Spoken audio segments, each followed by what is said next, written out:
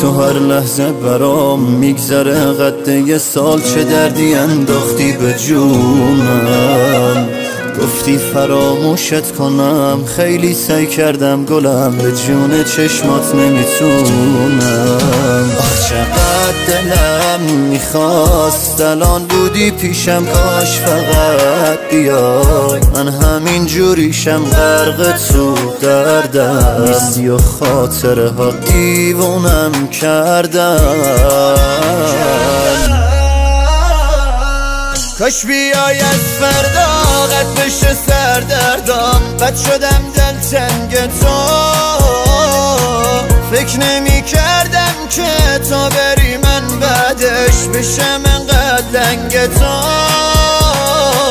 موندم اینجا چشم راهت، خدا گواه تموم زندگیم بدون تو تباه. راهی که بی من داری میری عزیزم اشتباهه.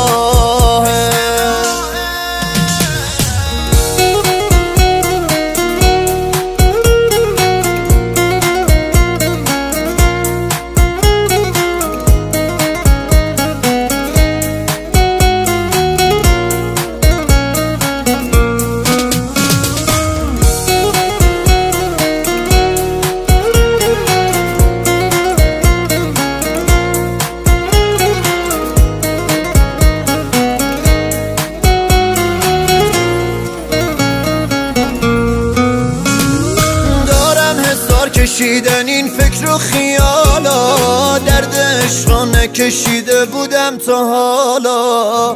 پس میای به داد من میرسی که دارم خماری عشق تو رو پس میدم.